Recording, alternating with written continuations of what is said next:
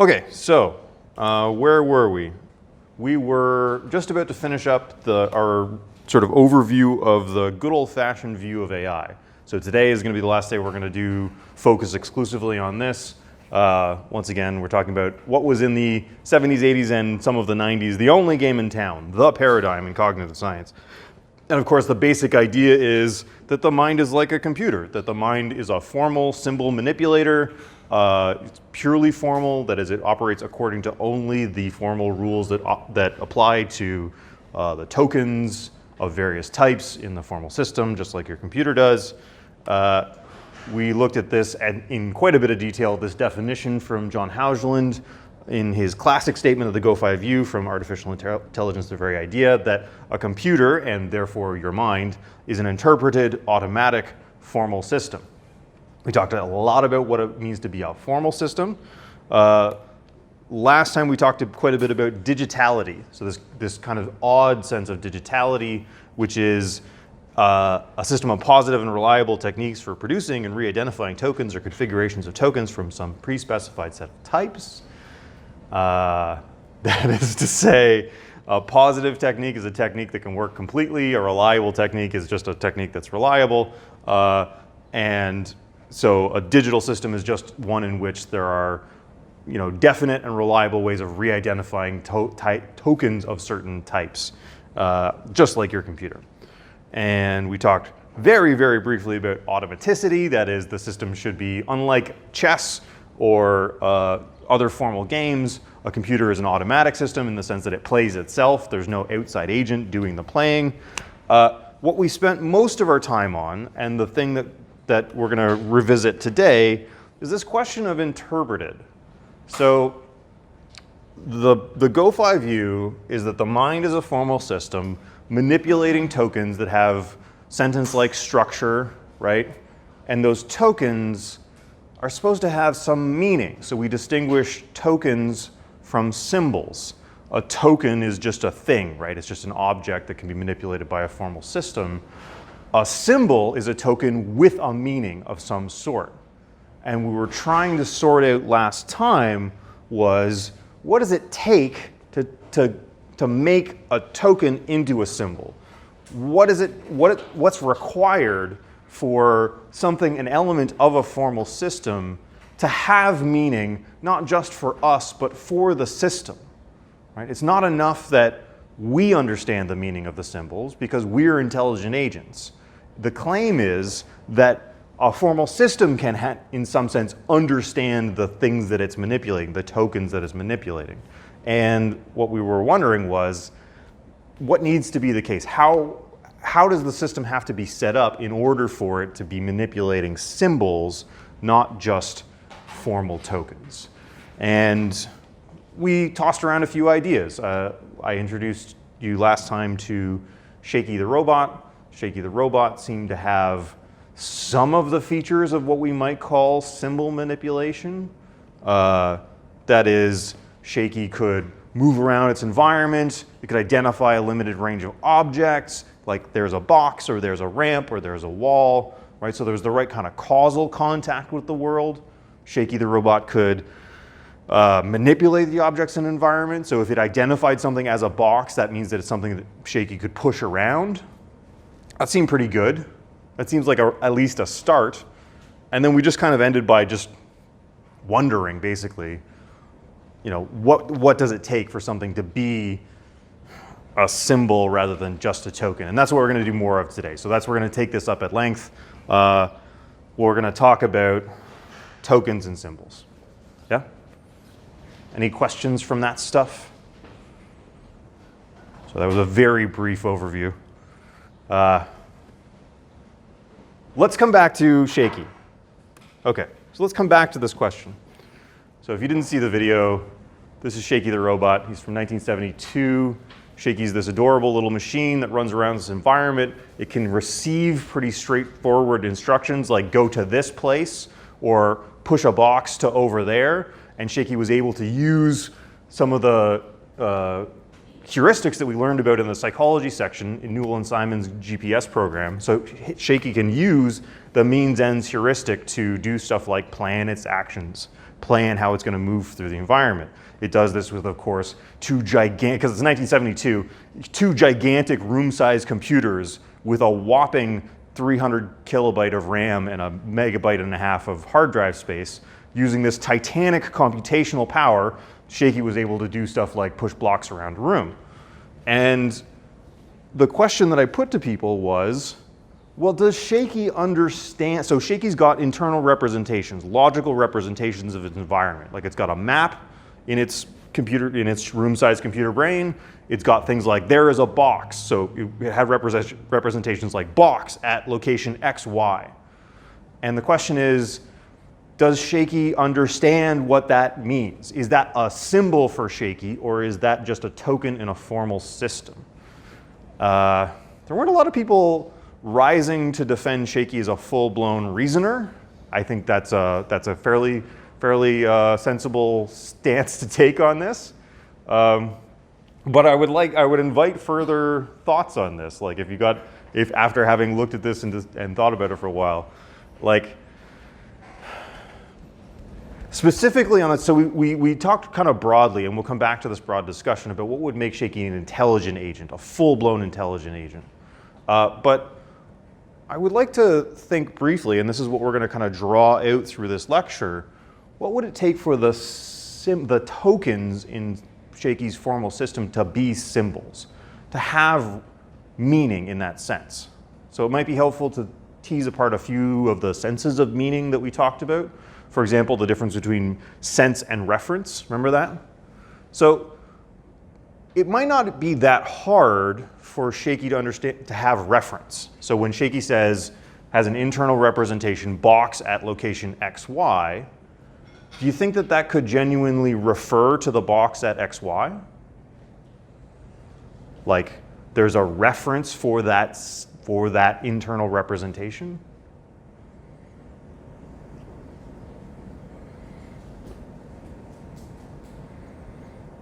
Maybe? Nobody's biting on this. That's fair. That's fair. Because these are genuinely hard questions, right? These are genuinely deep questions about what does it mean to have a meaning. Yeah? I don't think that like the technologies that advanced back then, so it's really hard for us to say like, yeah, that's exactly how it was processing. Right. But I mean, if you were to, hypothesize that that's the way that AI developers are thinking and looking at like coding a robot nowadays, then you can put that into interpretation and actual serious thought. But to ask if like Shakey was looking at a chair and saying, chair, right. remember chair, right. it's meaningful. Oh wait, I need to go back to the chair even though he's at the other side of the corner. We can't distinguish that that's a thought that he had back then because it wasn't something that they were hypothesizing essentially.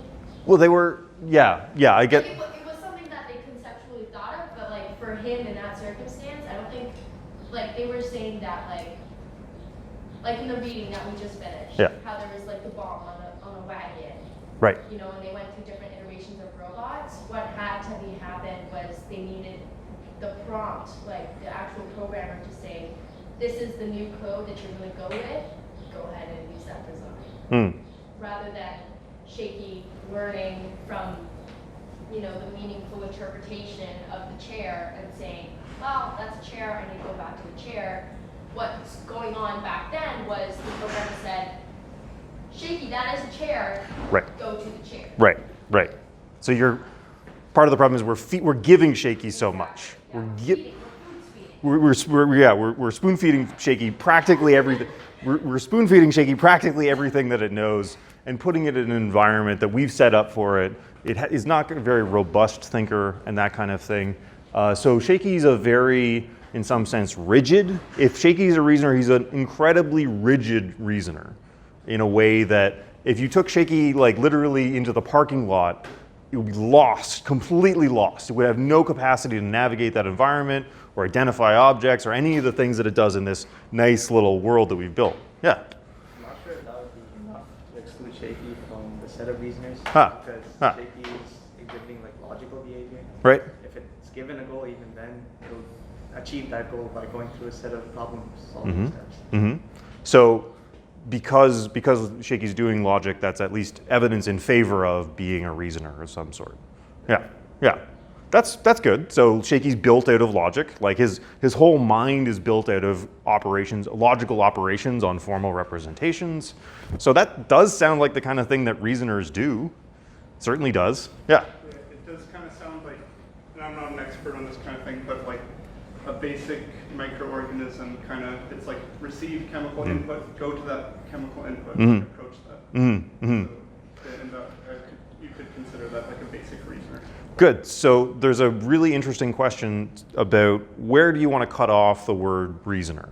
And some people want to say, no, only human level reasoning counts. And there's a big school of thought currently right now developing the idea that we should actually be willing to apply the idea of cognition all the way down to single-celled organisms. So this is the mind in life hypothesis, who believe exactly what you're saying, that you should accept that intelligence exists at every scale of life.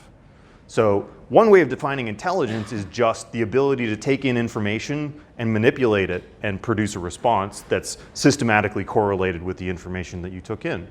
That's a very expansive notion of intelligence, so, right? Because a thermostat basically does that as well.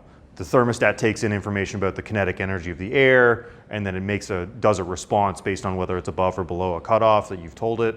So if that's your definition of intelligence, then microorganisms are intelligent. Every computer is intelligent because they can do that too. Thermostats are intelligent. Lots and lots of stuff gets to be intelligent. But that's not to say that that's a bad definition. That's just, how do you choose to use the word intelligence? Maybe you want to make it very, very broad. In our case, maybe you don't want to say that the thermostat represents anything to itself because it hasn't got an internal representation of anything. It's simply reacting, right? Yeah. I'd imagine,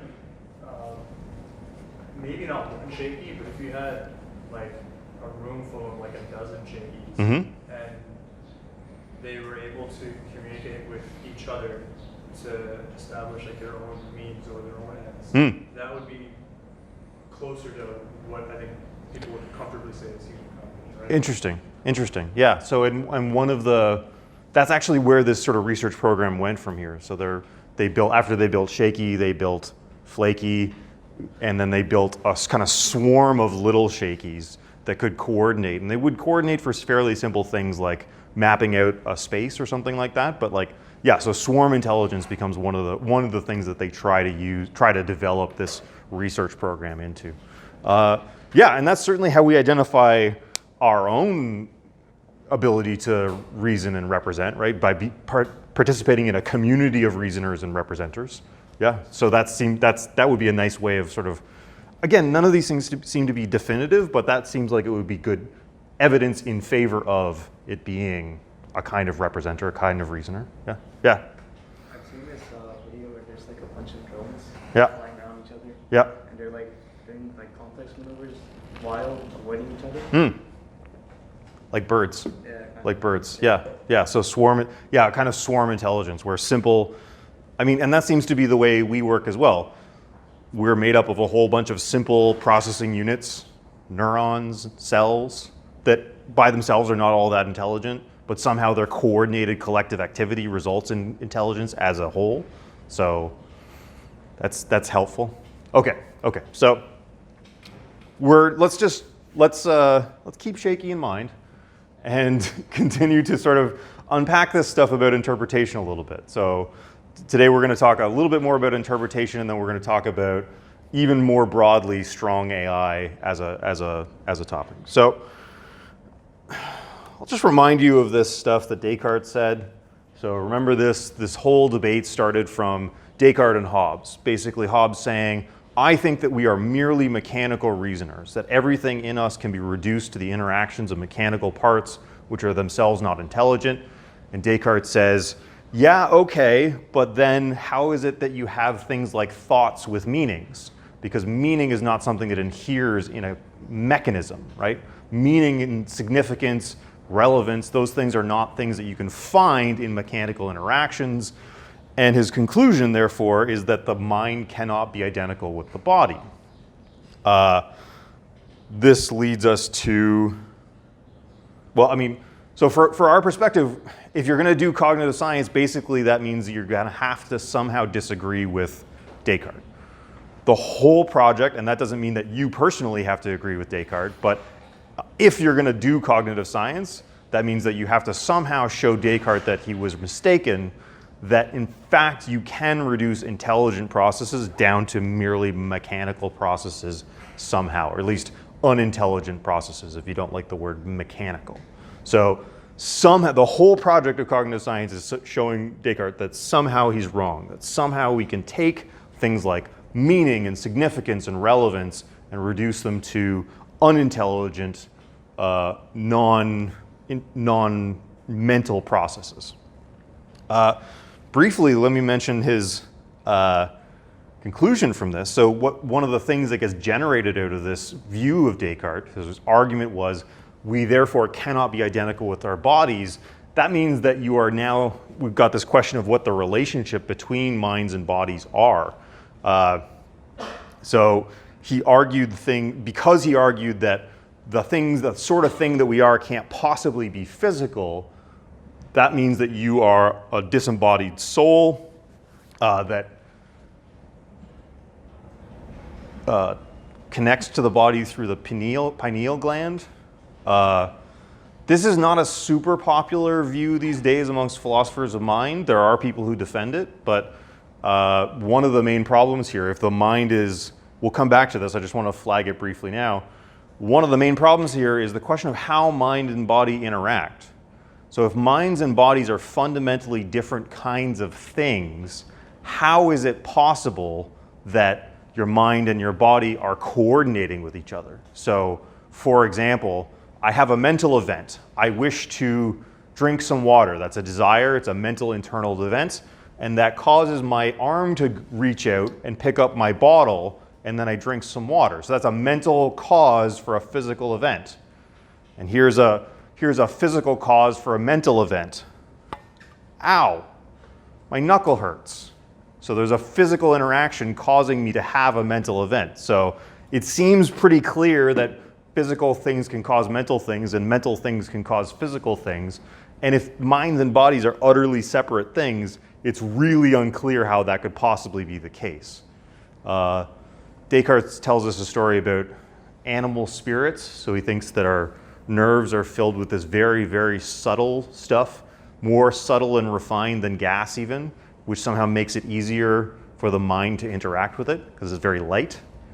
But that doesn't really solve the problem, right? Like if it's two fundamentally different kinds of things, it doesn't matter if it's heavy or light. You just can't get them to interact. Anyway, so this is going to be the deep philosophical question that comes out of this. And we'll come back to this shortly. But I want to look a little bit at the argument that, so here's another way of construing Descartes' argument.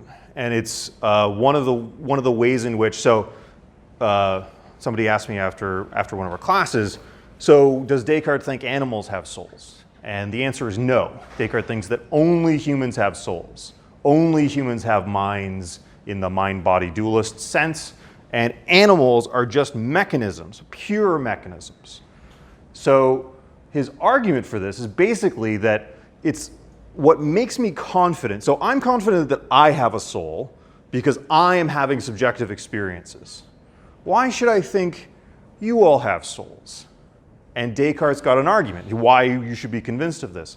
It's because the sheer complexity and variety of your actions are inexplicable in mechanical terms. So the fact that you're able to do things like reason, sensitive to context, reason, sensitive to meaning and truth, are things that, according to Descartes, can't possibly be explained by the activities of mechanisms, which are, of course, all that's available to mere animals. Therefore, based not just on these philosophical ideas or any kind of religious idea, but based on, again, the best available science at the time, you should be convinced that everybody, all of the people around you also have souls. Simply because mechanisms are just too simple. he could not conceive of the possibility of having human level complexity come out of mere mechanical artifice. So that's the kind of argument. So the capacity to do things like meaning and reason, those are too much for a mechanism, Descartes says. So, yeah. So he's basically saying that because he knows that he has reasoning and it's not like, because he has reasoning, he has a soul, and because he's human, all other humans must also have souls, on science. But because he's not an animal and he doesn't know how animals think, Yeah. thus animals don't have souls. Something like that. So I think there's at least two independent arguments here. So there's I know I have a soul because I'm conscious of myself. So Descartes believes very strongly in the kind of direct access to your own conscious awareness. So for him, that's the best possible argument for why he has a soul, because he can feel it. You can see it. Like, how do you know you're conscious? I just know, because I'm conscious of it. So for him, that's the ultimate argument for like, why do I have consciousness? You can run the same argument for yourself, of course, but from my perspective, how do I know that? So now that I'm convinced I'm a conscious being, now the question is, who else should I accept is conscious? And for Descartes, this had horrifyingly substantial consequences. So he thought, for example, it's okay to mistreat animals to whatever extent that you want because they are non-conscious. And so he's got the second argument for how do you distinguish in terms of other beings whether they're conscious or not. And basically it's the degree of the complexity of their behavior. He was convinced that animals don't show anything like the complexity of behavior that would be required to attribute souls to them. I think we should disagree with that. I think that we should strongly disagree that probably there are lots of conscious animals. Yeah. What is a soul in this case? Okay. So for Descartes' a Catholic. So he believes in an immortal soul created by God that goes to heaven or hell, that it's the source of your free actions. So when you consciously do something freely, your soul is a kind of uncaused cause which does things in the world. We don't have to, for the sake of this discussion, you don't have to accept all that to talk about this stuff. For our purposes, just mind is good enough. So mind has basically the right connotations, that you are a reasoner, that you have a perspective, you have consciousness, you deal with meaning and truth and that kind of thing. Yeah. But for Descartes, I mean, he was a Catholic, but I hope it's clear that he's not arguing from religious principles. He's arguing from, in both of the arguments that I presented to you, he's arguing from, look, here's the best available science, and here's what it entails. Good. Okay, so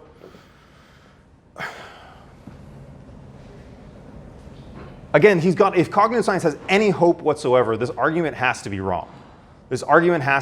If cognitive science is going to be a science, it's going to have to end up that Hobbes turns out to be right, that you can build a mind out of non-mental things. It's a fun example. So let's look at some mechanisms that look like they are reasoning. This is one that wasn't in fact reasoning. So built in the 1700s, late 1700s, it's called the mechanical Turk, and it was supposedly a machine that could play a pretty good game of chess. This thing could play a really good game of chess against you, and it was being sort of toured around trying to prove to people that you could build an automata that could reason. As it turns out, there was just a guy hidden inside who would be playing chess. So there was a dude who was playing the game. So this was just a huge fraud. So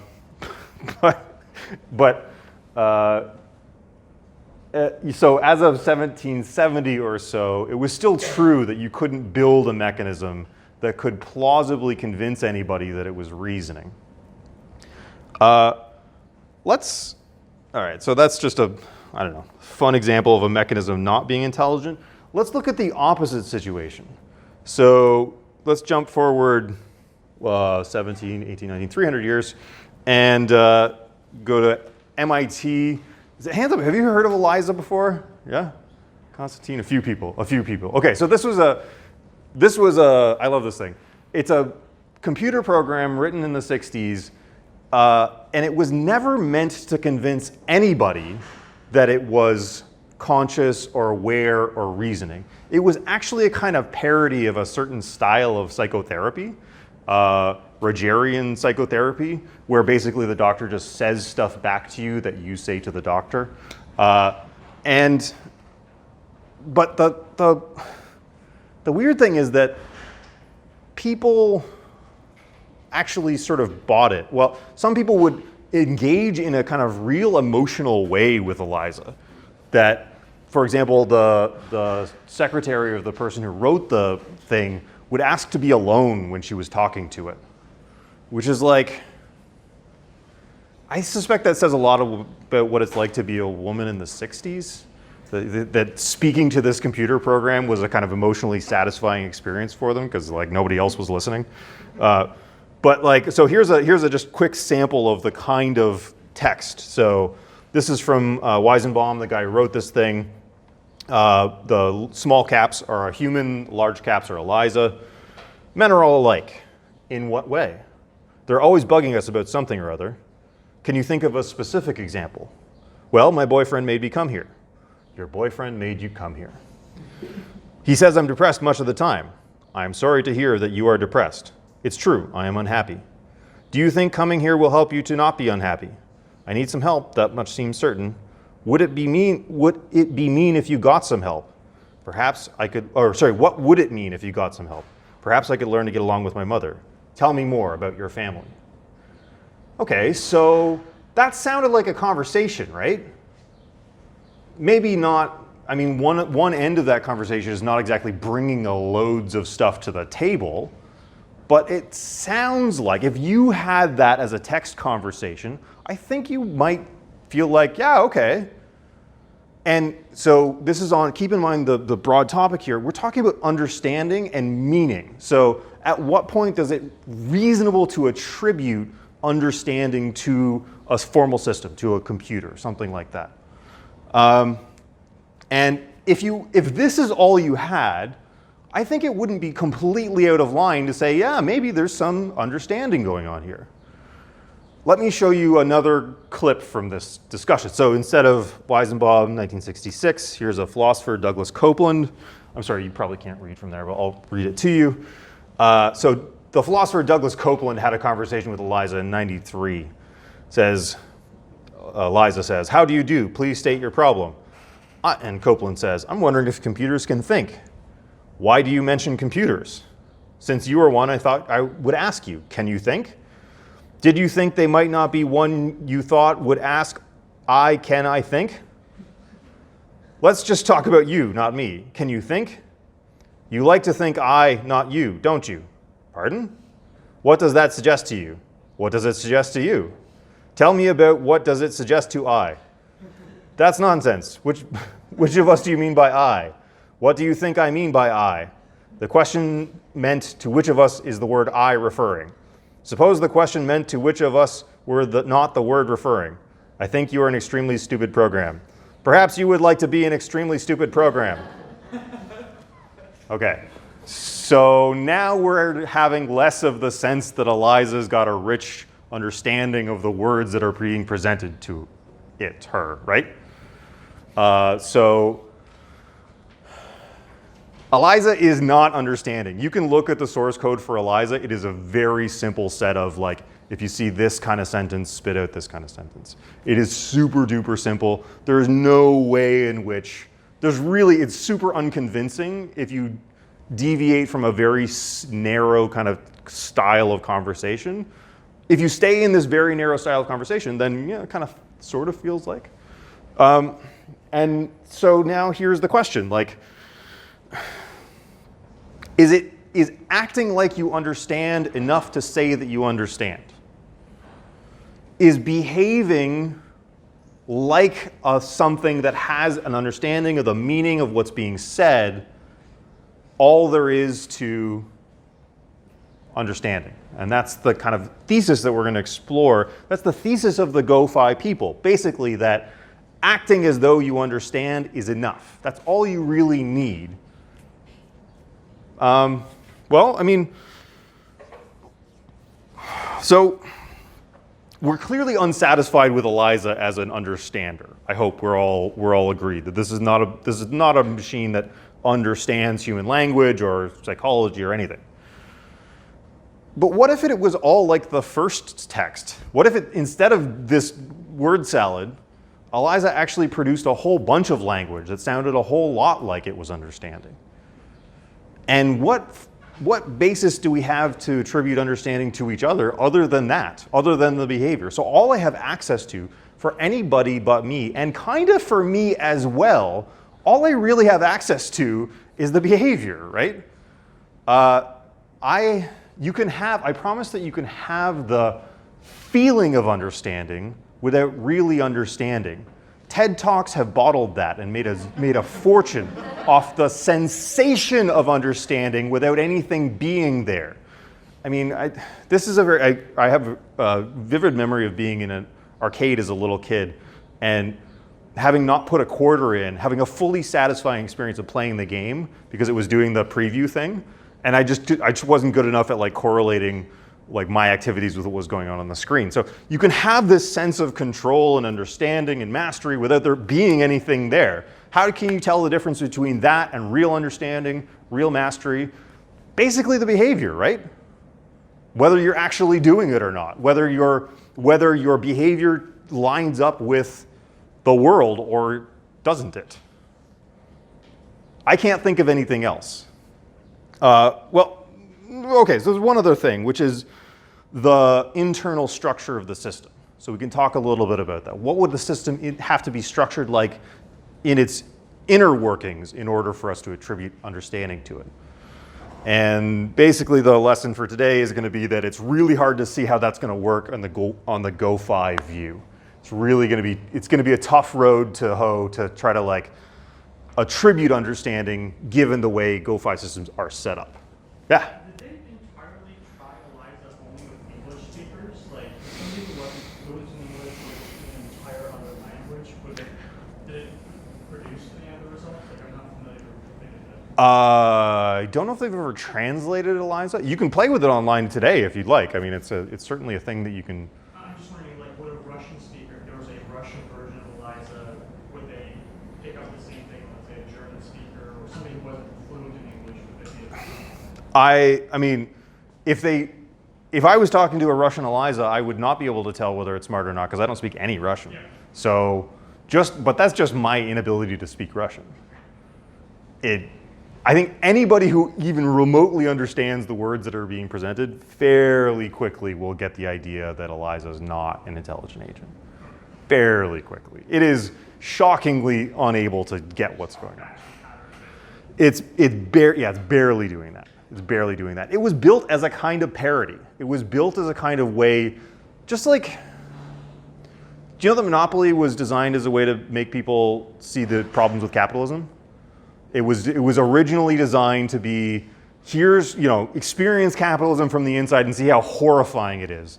And now people play it for fun, which is like, yeah. So just like that, Eliza was built as a way of trying to show people how superficial the state of AI was, and furthermore poke a little bit of fun at a particular type of psychotherapy where they mostly just say back to you what you just said, which I think is a reasonably helpful thing to do, actually. But for a real human to do it, right? For a real human to hear what you're saying and say it back to you has a kind of emotional effect that is probably worthwhile. This is clearly not worthwhile, but people took it in a way, like it's just the exact opposite of the mechanical Turk, where it was meant to convince people that it's a reasoning automaton. This was specifically, but people eventually figured it wasn't. This was specifically designed to convince people that it's not reasoning, but people went ahead and believed that it was. At least partly, I think this might be due to, so we've got a cognitive bias for over-attributing agency to the world. Do you recall we talked about cognitive biases back in the heuristic section, and I told you a little bit about I think I told you about the fire detector theory of cognitive biases, where you want to make mistakes that are cheap and not make mistakes that are expensive. So your fire detector is way, way more likely to misdiagnose there being a fire than to miss an actual fire, right? So because if it has a false alarm, if it goes off when there's no fire, you're like, ha ha ha, you just turn it off. If it doesn't go off when there is a fire, then you and your family die in a fire, right? So you want to bias towards the cheap mistake rather than the very expensive mistake. And we've got a whole bunch of cognitive biases that do that. Identifying agents is one of those, right? So if you think that there's an agent but there isn't, you're like, oh my God, I think there's a tiger in those bushes. Ha ha ha, it was just a tree. That's a very cheap mistake to make. If you're like, nah, it's probably not a tiger, once again, you and your family are probably doomed.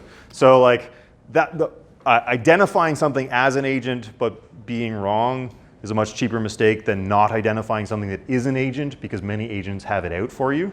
So we've got a cognitive bias towards kind of over-attributing agency to the world. Makes sense in an evolutionary context. So we're probably wired up, at least somewhat, to over-attribute agency to things that really don't deserve agency attributed to them. Yeah?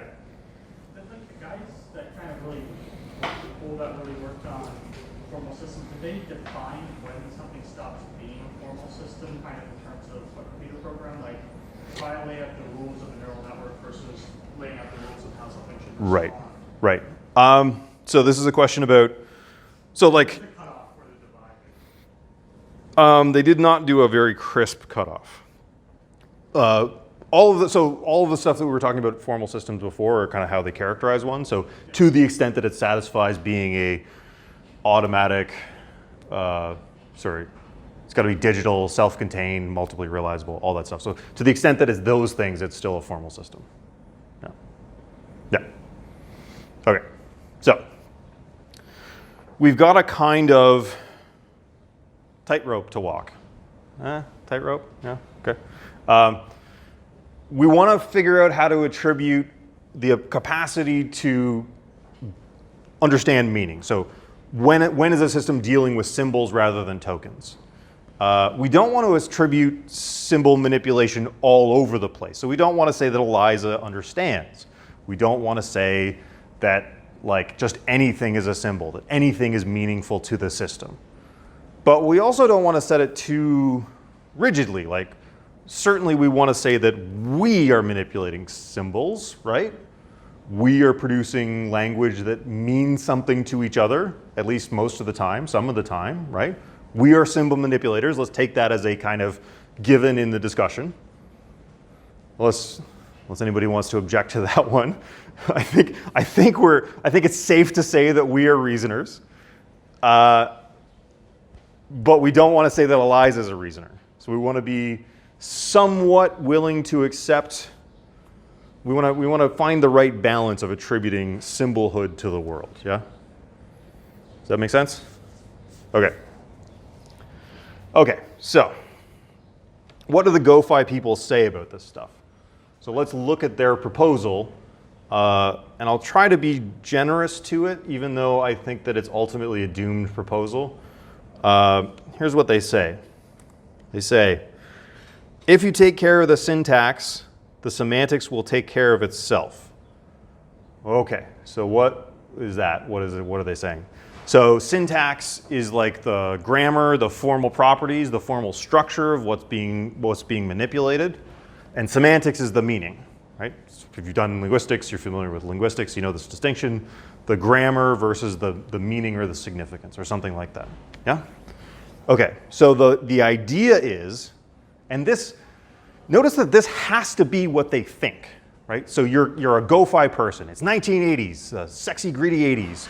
You believe that the mind is a formal system. You're going to be able to model it as a formal system. You've just built a great AI program, and you think it's going to be a reasoner. That means that you're committed to the idea. If you're a GoFi person, you're committed to the idea that the system is just a formal system. all it has is the manipulation of tokens according to formal rules. There's nothing else that you have available to draw on, right? Yeah, that's the basic idea of your paradigm. So what you have to believe is that somehow all this meaning stuff can be dealt with according to formal rules. Somehow you're going to be able to collapse the meaning, significance, relevance, all of that stuff into formal rules somehow. Okay, so sorry if you're on the left here, we've got some pure formal notation. This is symbolic logic. If you've ever seen this before, the top line says, for everything, every object X, if that object has the property F, then it has the property G. That's what P1 says. And then P2 says object A has the property F, and then you can conclude from that that object A has the property G. So that has, none of that has any meaning in the sense of, like, what is object X, what is object A? I haven't told you. There's no meaning or reference at all attached to it. I can nonetheless say with a fair degree of certainty that if the first two things are true, then the third thing is true as well, right? So just by manipulating that syntactically, just by manipulating it according to formal rules, I can tell you that the third thing is true if the first two things are true. I can't tell you whether the first two things are true because I haven't given them reference at all, right? They don't mean anything in the sense of like pointing at any objects in the world or any properties in the world, right? The thing on the right actually does have meaning and is potentially a sound argument. So all men are mortal, Socrates is a man, therefore Socrates is mortal.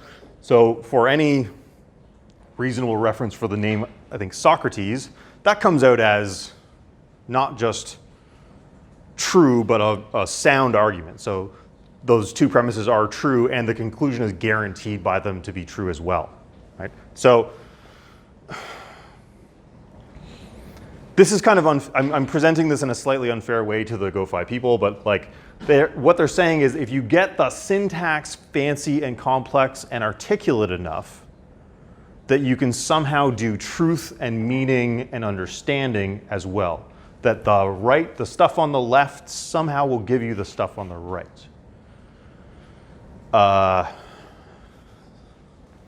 That's a bit too quick, and I'll talk in just 1 minute about how I'm being too breezy and quick with this, but yeah. So it's kind of like a skin of meaning on a logical set of bones?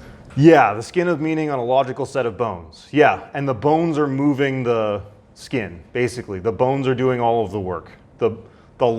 Ultimately, the whole edifice of meaning and significance and understanding has to somehow be built on a core of formal rules. Now, you would need more formal rules than, so just this is not enough formal apparatus to recover this thing on the right, right? Because there's more information on the thing on the right than on the thing on the left.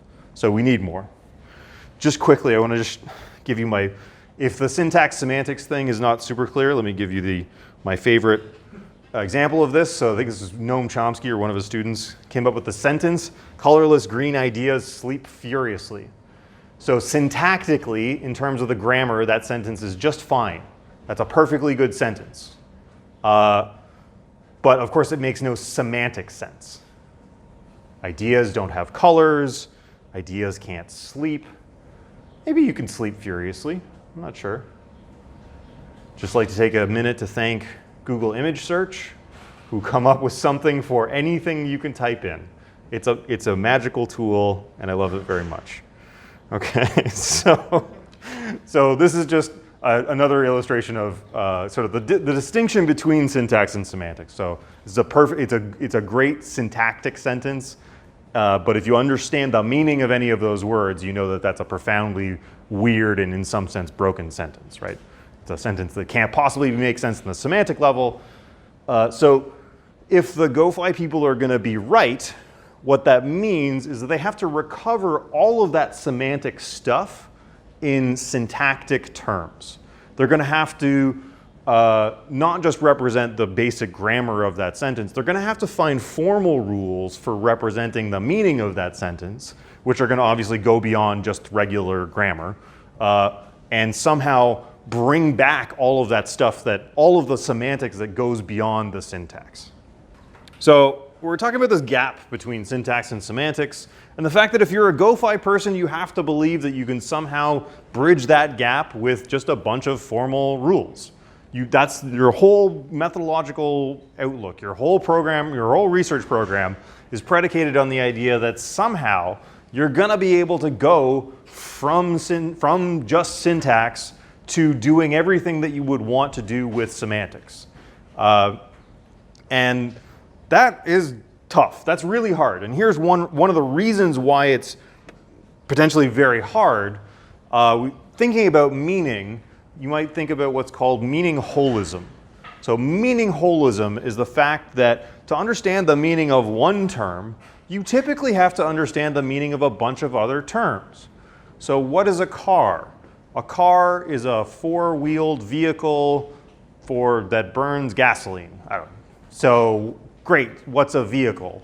What's a wheel? What's gasoline? A vehicle is a thing that gets you from place to place. Okay, what's a place? And on and on and on. So it seems like to understand the meaning of any given term, you're potentially going to have to understand the meaning of at least a bunch of other terms. So there's stronger and weaker versions of meaning holism. You could believe that at the maximum extent, you might think to understand any given term, you have to understand all of the other terms in the language. That's probably too strong because that makes it very hard to understand how anybody could learn a language. Like you obviously didn't just get the language as a huge chunk, right? You learned it bit by bit. And you could maybe say something more reasonable like you understand by degrees. So I understand, first you understand what a car is. Maybe you don't have a rich, robust, profound understanding of what a car is. You just get that it's got wheels and it goes from place to place. And then you sort of like incrementally grow it as you understand things more deeply. So understanding doesn't have to come all at once. And this holism thing doesn't have to come all at once either. Maybe you can understand one domain really, really well. Like maybe you can understand the color terms, blue, red, green, purple, so on and so on. Maybe you get a really rich grasp of that without knowing anything about, I don't know, some completely unrelated to the World of Warcraft or something like that. Like something quite unrelated. Maybe you get like holism in chunks, so meaning molecularism or something like that. But it does seem hard to deny that to understand one thing typically is going to involve understanding a bunch of other things. And that understanding is going to kind of propagate pretty far into the universe. So if you're going to bridge the syntax semantics gap somehow, it looks like a lot of hand coding, frankly. It looks like a lot of information is going to be necessary. So under the car concept, you don't just get to put four wheels goes from place to place. You're going to need this like intricately networked collection of collection of other references to other things, right? And in fact, when people have tried to sort of give computers, in some sense, common sense, that's what they found they had to do. I would like to now tell you the story of Psyche. So Psyche, as in short for encyclopedia, begun in 1984, and it's an attempt, it's ongoing, actually. It's ongoing.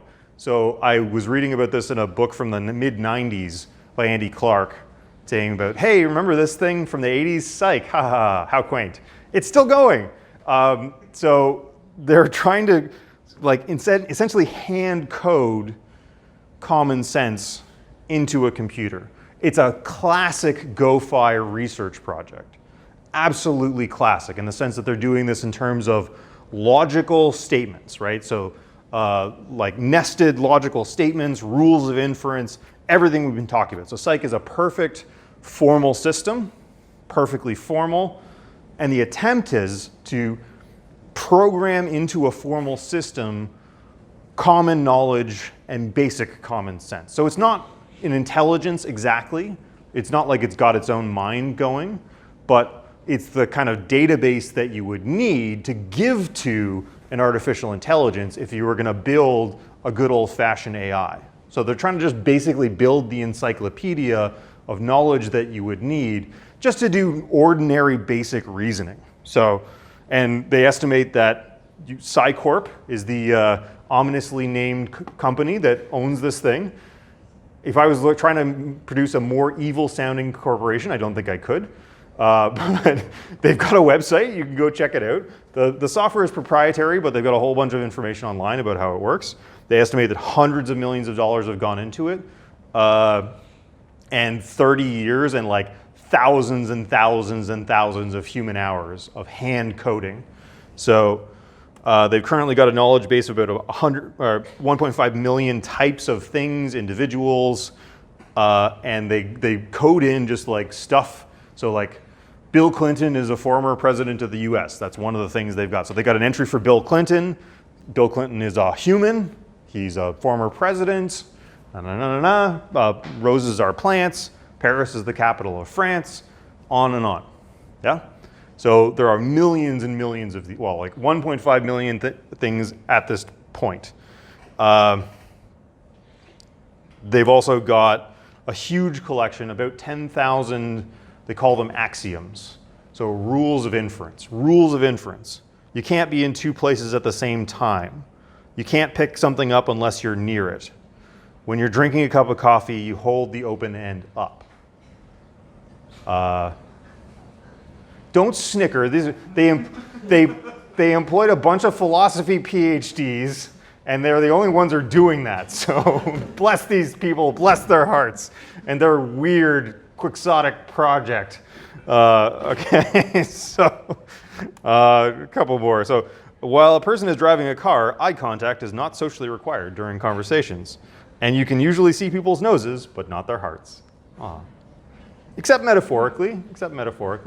Okay, so these are, I'm giving you the natural language version of these. The Psyche project has its own programming language. And in that programming language, these are all formal logical statements.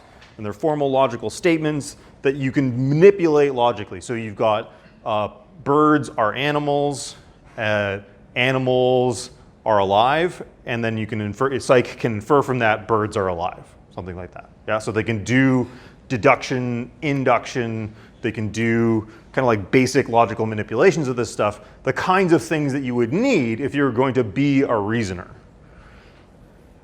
Yeah, so there's the Psyche project. It's, yeah. What if it knows that you have to make eye contact during an interview? What would it think about an interview in the car? Like comedians in cars getting coffee. Right. So that's a good question. And I don't know loads of details about the inner workings of this thing. Again, it's proprietary. It's owned by a private company, so they're not like giving away how this thing works. And I think just from what you've learned in this course, you should see a bunch of other really serious questions that you might ask the Psyche people. So, Jed, do you have a, yeah? This is not just bias. Like, what's the rule in while driving a car, eye contact is not socially required? Like, I know that's. I told you, philosophy PhDs. Yeah. So I mean, like, when a person's driving a car, eye contact is not socially required during conversation. Maybe a little. You hire some intern, it's like just wants to watch the world burn. It's just like a bunch of rules, and it's like I should hate certain people. Presumably, there's some quality assurance, but like stuff like how do you formally represent the content of a concept? That's something that's absolutely required for this project, right? So, what is a game? Somewhere in Psyche's process, there is a game concept, and we talked about how that's a really hard concept to like flesh out. Like it's really hard to say exactly and precisely what a game is, but Psyche is doing formal symbol manipulation. Formal symbol manipulation can't deal with, yeah, well, it's kind of a sort of a game sort of thing. Or I don't know, maybe it can, but like, like somebody's making decisions about what's in these concepts. And we talked about how concepts are A, hard to specify what the structure of the concepts are. We're still very much working on that. And B, unstable across contexts. And so like Psyche has some ability to represent what the context is, but I strongly doubt that they've got the full like contextual sensitivity of conceptual structure somehow programmed in. Especially since they started building this thing in 1984 when the GoFi project was like, you saw the wild enthusiasm people had for this in the early 80s. And they didn't really recognize a bunch of the limits of this stuff at that point. So, like, I think, so this has come under like very serious criticisms, very serious worries. And one of the most damning criticisms that I read was, if it worked, you would have heard of it. If this thing was a fully functional, like, knowledge base that had common sense, they spent 30 years and hundreds of millions of dollars on this thing. If it worked, you probably would have heard of it by now. So that's not an argument that it can't possibly work, right? I want to present this to you not as an argument against it, but more as an illustrative example to help you think about what would actually be necessary to fill the gap from syntax to semantics using formal rules. Currently, we have intelligent people, very sensitive, thinking, intelligent people hand coding the rules of common sense into this Psyche project. And you know, like when I read something like you can usually see people's noses but not their hearts, what goes through my head is, how many other things do you need to put in there? There's got to be billions of things like that, right? You usually see people's ears but not their livers. Like, is there one of those in there too? Like, how many? It just seems like such a, and again, this is a very poor argument that I'm making right now. This is by no means a tight argument, but I'm like, just so pessimistic when I hear this. I'm just exhausted just thinking about this project of like, how much would you need to hand code into this thing to make it anything like a common sense reasoner? Yeah. I mean, it seems like common sense itself is like the way that this is like structured is it's like basically a list of like each of these specific things are like points of reference, but it doesn't seem like any of these points of references are like connected to each other. So when I look at something like you can usually see people's noses but not their hearts, it's like I don't think I know I don't know that until I need to know that. Right. And so I mean, I didn't walk into this classroom intuitively knowing that, you know, you can see your own nose, your brain just, you know, that's. Yeah. But when you need to know it, you know it. I feel like the way that common sense works for most people, all people, I would say, is that each of these, and you wouldn't need a lot, but you need to have a lot of points that are interconnected to each other. And the number of connections, even if you were to look at it like kind of like mathematically, if you had like 2 points, I mean, if you have 1 point, you can't really do anything. There isn't really a lot of information there. If you have 2 points, the number of information is like exponentially greater. Like you can tell the distance between those 2 points, the direction. If there's a direction, they have a location. There's a length. There's a potential width. I mean, if you add 3 points or 4 points, the amount of information goes with each point of potential number of connections just shoots through the roof. Right? Yep. So to me, it seems like that's what common sense more or less is. You have like something that you need in that moment, and you quickly draw a bunch of connections. Right. It's the capacity to generate this stuff, not having it kind of hard-coded into you. Exactly. Right. That seems right. So it is, to their credit, it is so I've given you the natural language version of this stuff. You can usually see people's noses but not their hearts. In the Psyche architecture, nose has a listing. So it's like you can see, seeing has got a listing. people's got a listing, noses has got a listing. So when you input this into Psyche, it's like, noses, what else do I know about noses? You breathe through them, your glasses hang on them, no. So it is densely networked in this way. So it's a densely connected set of formal statements. But I think what you're saying about how, like, probably you've never thought that you can see people's noses but not their hearts ever before. And that's not something that was like built into your brain. I think that's exactly right. It's something that your capacity to generate this stuff is what makes you intelligent, not that you've got it on tap. Yeah. So thing like going back to the bias, common sense, also like could differ from different contexts or cultures. Yeah. Something that works for someone could be rude when you're telling them to get out, but then if you're going to like a coffee shop, it could be polite.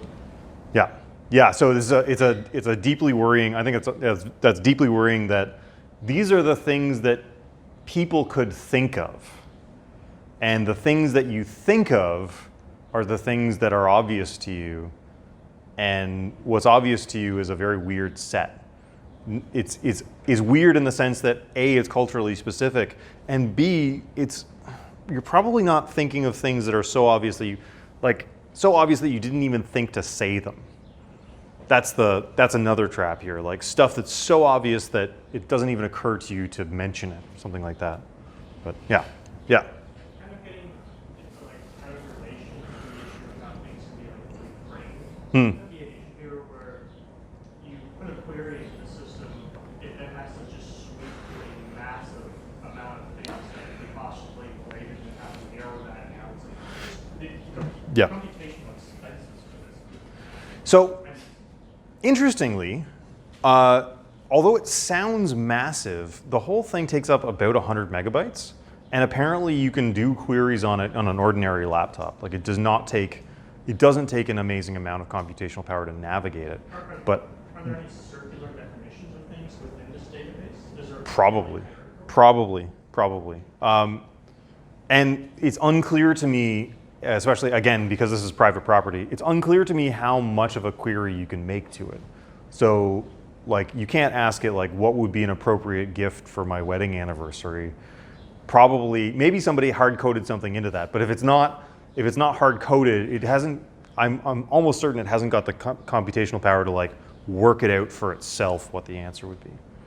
But anyway, but again, so bless their hearts. They tried really hard. This is a passion project. They're not making loads of money off this, but it says the best example I can think of, the best example I could find of somebody trying to bridge the syntax semantics gap using just hard coding, hand coding, all of this stuff in a series of logical statements. And it seems like it's a kind of a tragic story actually, because they're getting eaten alive by the big data people. So big data and machine learning is a totally different approach than this.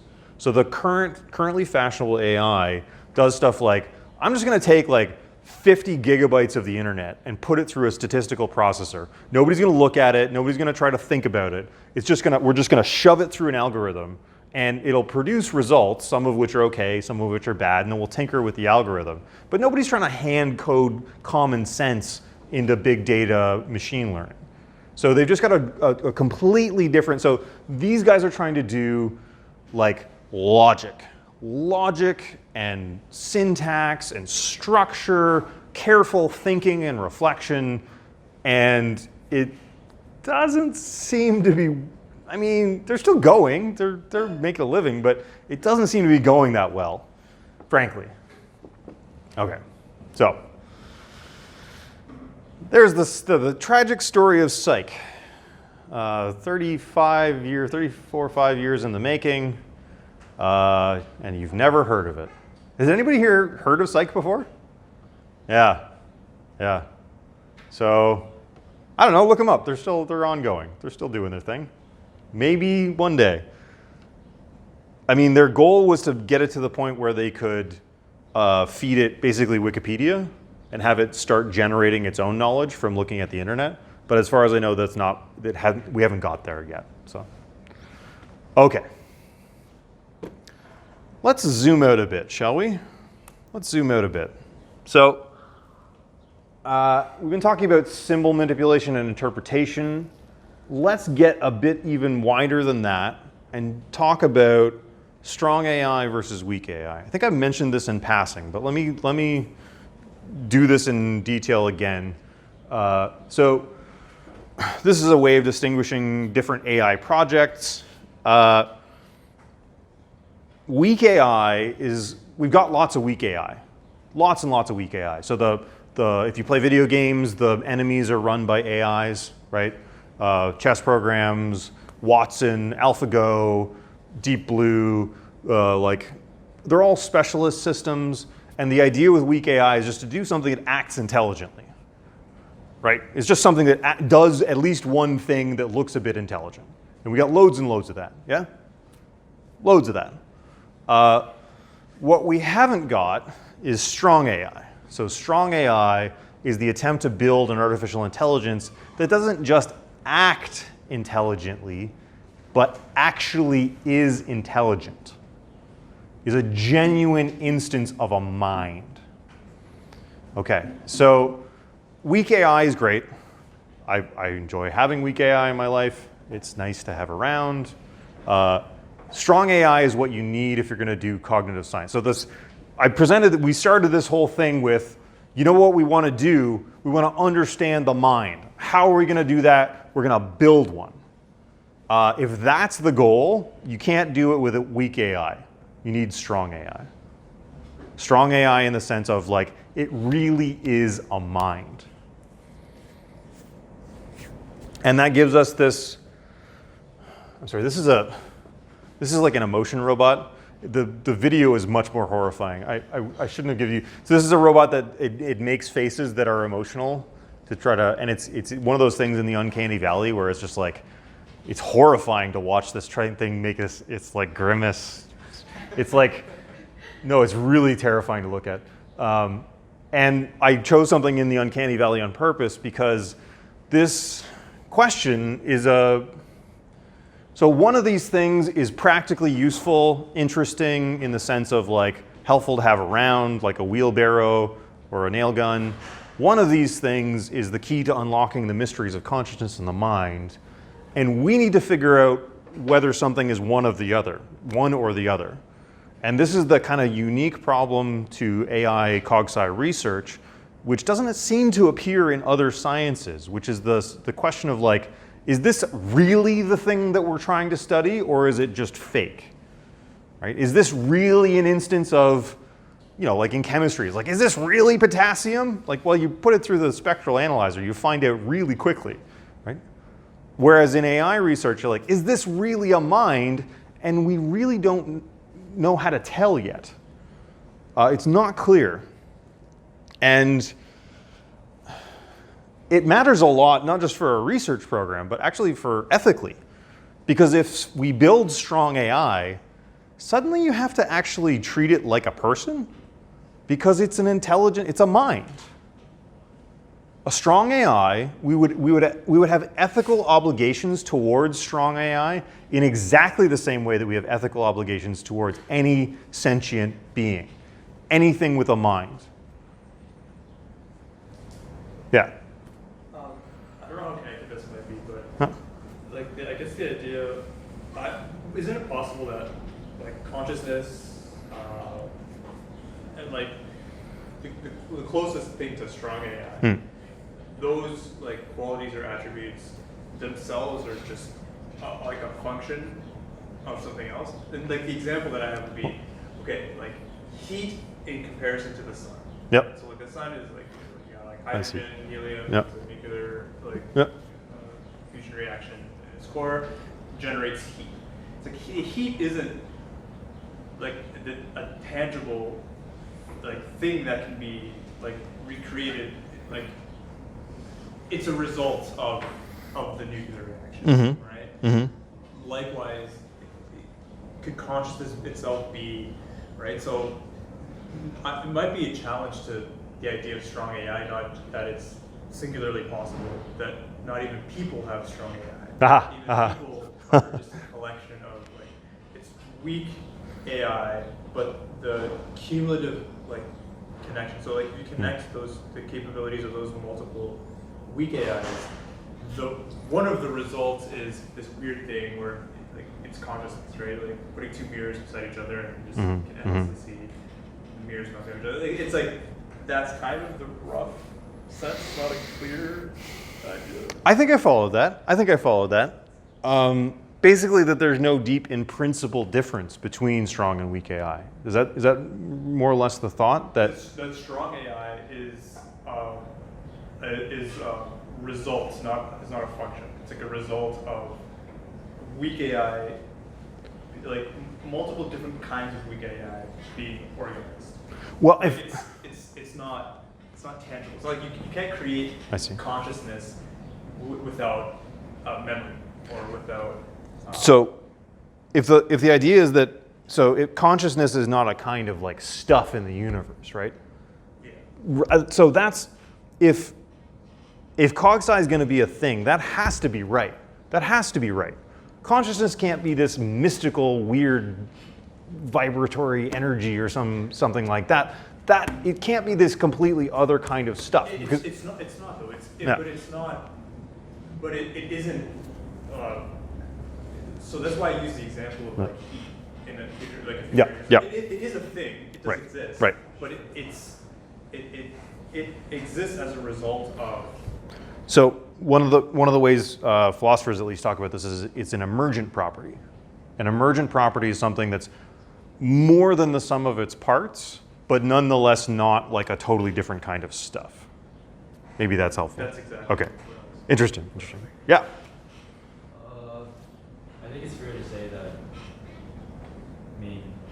what I got from that was you can't really have a bunch of microwaves and then stick them together and have strong AI as a sentient being. That sounds right. Yeah. I think it's a lot more, it's a complicated issue to talk about consciousness and a mind as a byproduct, because it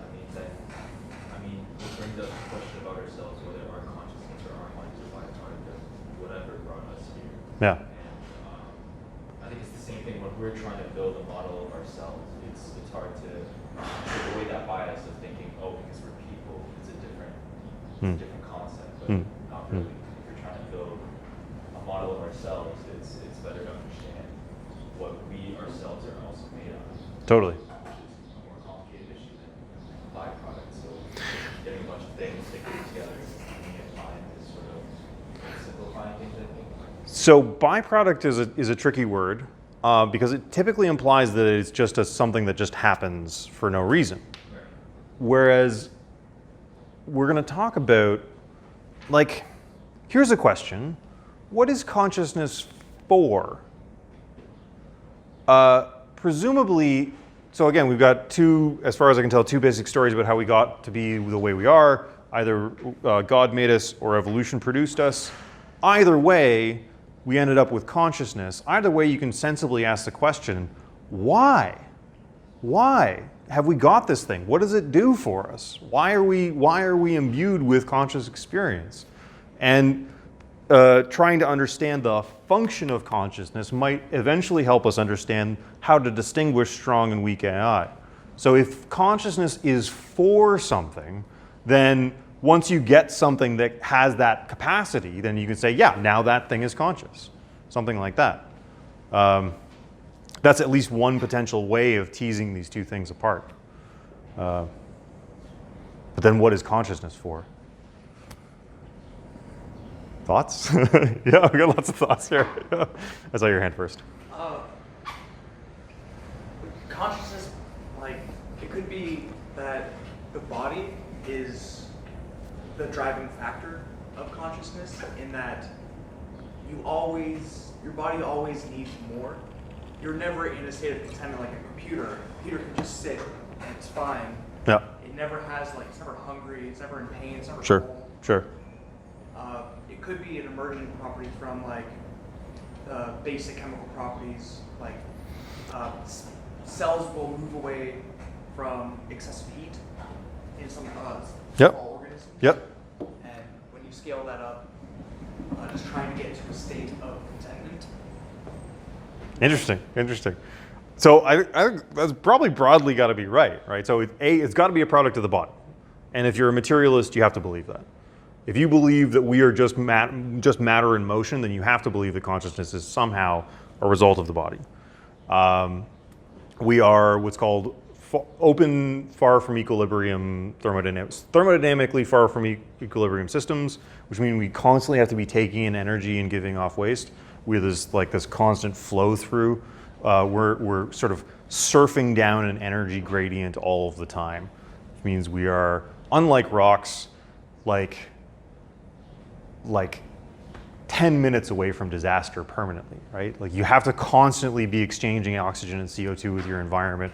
You have to constantly be keeping yourself. We're like basically all living things are constantly on the edge of disaster, and somehow consciousness is involved, I guess the thought is, in keeping us whole or something like that. I mean, that sounds plausible.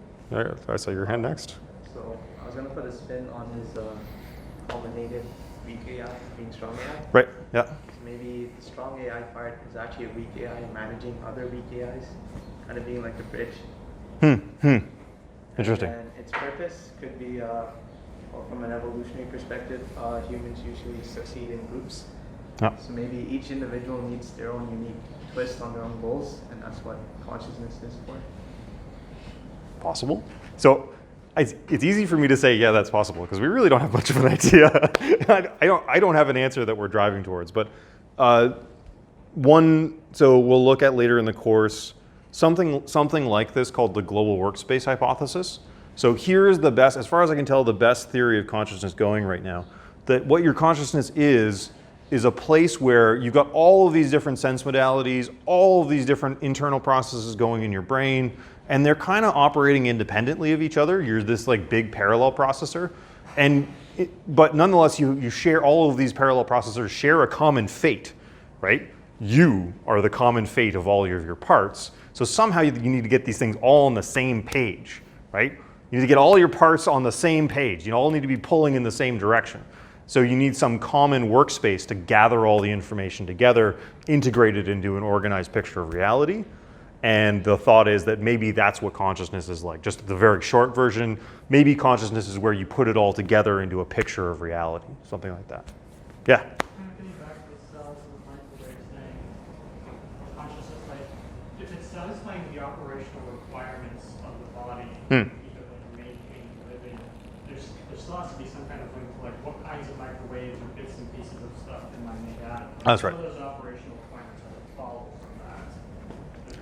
There's got to be. I think this is your point. You can't just link up a bunch of microwaves. I don't care how many microwaves you've lined up. They're not going to suddenly be like, we are the microwave god. That's just not how. I don't know how microwaves work, but I'm very confident that that's not going to happen. So the type and identity of the parts has obviously got to be deeply crucial to like. Like the requirements to maintain those parts as well. Like.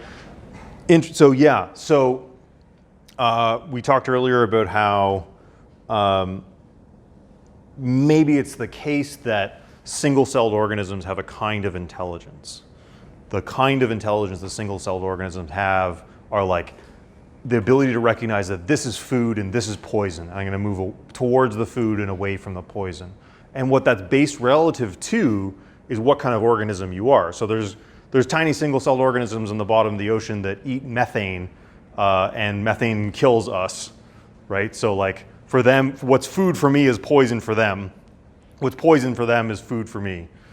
So like relative to what type of being you are, that determines what's important or relevant to you. So the identity of your parts, they got to be the right kind of parts to put together into this complex system. And what maintains those parts seems to set what's important for you. Okay. Yeah. So one of the Shakey seems kind of smarter than I'm I'm actually not sure about that.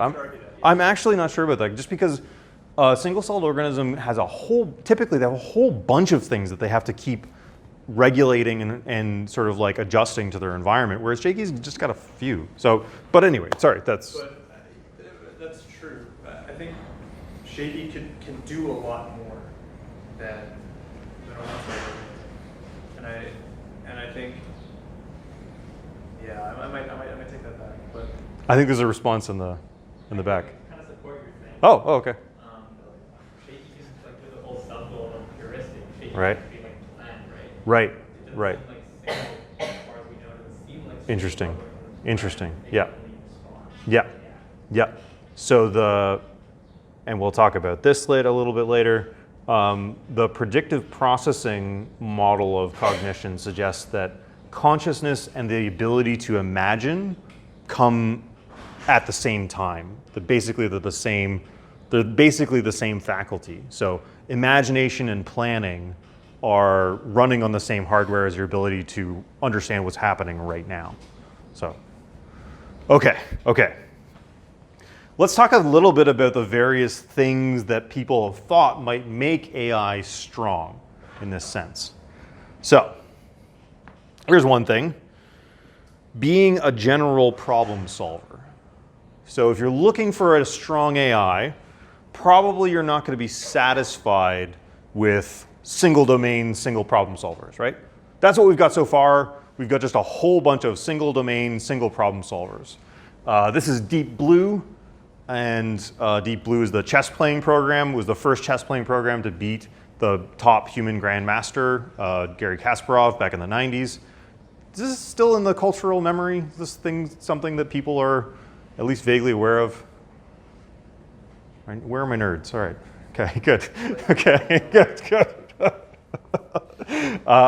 So Deep Blue features in my favorite ever Futurama episode, where the Vice Presidential Action Squad featuring Al Gore, Lieutenant Uhura, Gary Gygax, the guy who did D&D, and Deep Blue run around solving mysteries and crimes. And at one point, Al Gore says to Deep Blue, so Deep Blue is often chiming in with his 2 cents worth, being like, "Rook to knight 4." And Al Gore says to Deep Blue, "Not all problems can be solved with chess, Deep Blue. Someday you'll understand that." And the deep pathos of this joke is, of course, that Deep Blue's never going to go through enough character development and growth to understand that not everything can be solved with chess. Of course, that's what makes it a specialist. So it's a specialist system. It's really only ever going to have the ability to solve one kind of problem. Whereas we are general problem solvers. We can solve all kinds of problems. That seems to be at least a start, right? Maybe that's not enough to call it strong AI, but it seems to be at least a necessary condition. If you're claiming that something is an intelligent agent and it can only solve one kind of problem, that's bad news, right? You're probably not going to accept that that's an AI, yeah? So that's something. That's a start. You may or may not accept that as the whole story, right? It seems to be missing some things that we treat as crucial to being a full-blown mind. So maybe we teach Deep Blue to play Go and, I don't know, some arcade games or something. Like, just being a little bit general doesn't seem to be enough. Here's another thing you might think. Being a general problem solver in a robot or having a body. So one of the weird things about the Eliza example and the Psyche example is that they don't seem to, I mean, they're disembodied, right? So when Psyche says, you know, you don't have to make eye contact when you're driving in a car, Psyche has never seen a car, never ridden in a car, it's never made eye contact with anybody, right? It has no actual, so when we're thinking about, remember that we've been talking about the meaning of symbols. One of the ways that I think we ground the meaning of our symbols is by being in contact with them, right? So when I learned the word car, it probably had a lot to do with somebody literally pointing and going car, right? Or like being put inside a car and having somebody say to me, that's a car, right? So ostension, physically interacting with the world, seems to be one of the important ways that we ground the meaning of our symbols. It might not be the only way. So like if I say space shuttle, I've never actually seen a space shuttle in person, but I think that my word properly refers to one. Possibly by having learned that word from somebody who did see one, right? So there might be a chain of causal connections or something like that. But much of what seems to ground our language in the world is physical contact with the world, right? So maybe having a body is crucial to being a strong AI. So you've got a general problem solver. Let's say we beef Shakey up. We give him some more algorithms. He's smarter and smarter. We give him Psyche. So now he's got Psyche, right? So he's general problem solving, and he's navigating a world. Let's see, he's meaningfully navigating a world. And that was part of the strategy. Yeah. Very attention to what you said, like, couldn't a general problem solver be able to handle problems that he's never seen before? Some of them, yeah. I mean, presumably we are also general problem solvers, but there's lots of problems that I can't handle. Oh, lots of problems I can't handle. Do you take measures to like try to address the problems or learn to try to solve some? Yeah, if I feel like it. If you feel like it. Yeah. But like a general problem solver, like if you have to manually beat up, it doesn't have that capacity to Right. improve itself. Right. Is it really a general problem solver, not just a weak AI with lots of So you're probably right. You're probably right. So you get Shakey to the point where Shakey's a general problem solver, and then help it learn. So, I mean, I don't know. I didn't just like learn to be a general problem solver. People helped me all the way along. So like, I mean, that Shakey's receiving help doesn't seem to be a problem. And yeah, and again, there are lots of problems that I just give up on and ignore. That's a very general feature of my problem-solving strategy. Like, maybe if I sit in a darkened room, that will go away for a while. And it does. It works a lot. Okay, so, yeah. Okay, so historically speaking, this was one of the ways in which people tried to like build AIs. They built what were called microworlds. So we've already seen an example of this with Shakey. So this is Shakey's little world, right? There's Shakey right there. And he's in a micro world in the sense that he's trying to solve problems. Again, I'm sorry, I'm gendering him, he. Very, very weird, but anyway, that's what the people called it. He's in a radically stripped down world. Shakey's world has exactly 3 types of objects: boxes, ramps, and walls. That's it. Those are the only objects that Shakey's capable of recognizing. And he's moving around in this micro world. And the hope was that what we'd be able to do, so this is we're sort of back in the good old-fashioned AI days. The hope was if you could get a robot navigating one of these micro worlds, you would be able to then slowly add in the complexity in a kind of gradual, linear way, slowly ramping up the complexity of the problems until you eventually bring them to a full-blown intelligence. And that would be the route to strong AI, would just be like start simple and slowly build up from there. And I think that's a perfectly reasonable strategy to have attempted. I think it's a very reasonable strategy. So you don't just kick Shakey out the door and say, get a job, right? That's not how you ramp up the process. That's not how I got to be a general problem solver. Somebody gave me some really easy tasks and then gently, slowly ramped me up to harder and harder tasks. And furthermore, that's how almost all science goes, right? You don't set up other than ecology, you don't set up an experiment in the middle of a field. You shield, you protect, you isolate your experiment from the rest of the universe because it's really complicated and messy out there. And you want to do something very delicate. So almost all science involves this radical simplification. That seems like a pretty reasonable way of starting the AI project. And I think that we genuinely did learn a whole lot about planning, about machine learning. We learned a whole lot about sort of how to get a bunch of robots interacting, that kind of stuff. Even before Shakey, we had Sherdlu. Sherdlu sounds like it stands for something, doesn't it? It doesn't. It doesn't. They capitalized it and they made it. It doesn't. It's just Sherdlu.